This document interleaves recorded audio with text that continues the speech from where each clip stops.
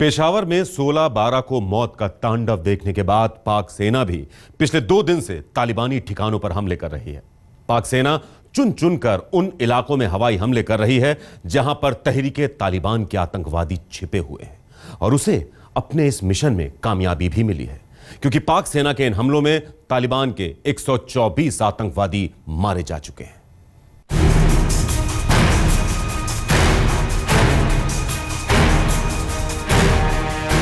तहरीके तालिबान के पेशावर के army school में कत्लेआम मचाने के बाद अब पाक सेना ने उसको मुंहतोड़ जवाब देने के लिए उसके कई ठिकानों पर हवाई हमले किए।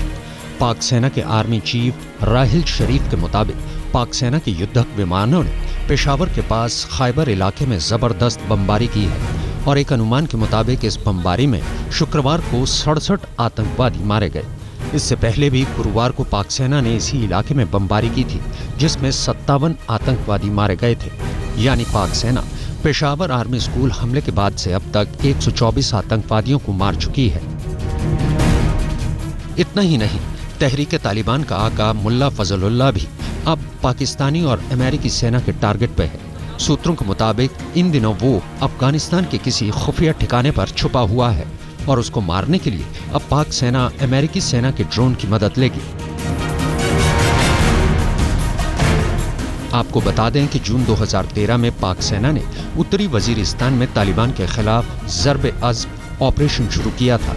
इस हमले में तहरीके तालिबान के 1800 आतंकवादी मारे गए थे, लेकिन पाक सेना के इस ऑपरेशन की वजह से उस इलाके में रहने वाले सैकड़ों लोग बेघर हो गए थे। पाक सेना के उस ऑपरेशन के बाद से ही तालिबान पाक हुकूमत से इस हमले का बदला लेने की फिराक में था, और तालिबान ने पेशावर में आर्मी स्कूल में 132 बच्चों के कत्लेआम के बाद एक बयान जारी कर कहा था कि उसने ये हमला पाक सेना के उसी ऑपरेशन का बदला लेने के लिए किया था। आज तक ब्यूरो। तालिबान के आतंकवादियों और उनके आकाओं के मन में खौफ पैदा करने के गरज से पाक सरकार ने शुक्रवार को 2 आतंकवादियों को फांसी पर लटका दिया। आपको बता दें कि इससे पहले पाकिस्तान में फांसी की सजा पर रोक लगी हुई थी, लेकिन 16/12 के कत्लेआम के बाद यह रोक हटा ली गई थी।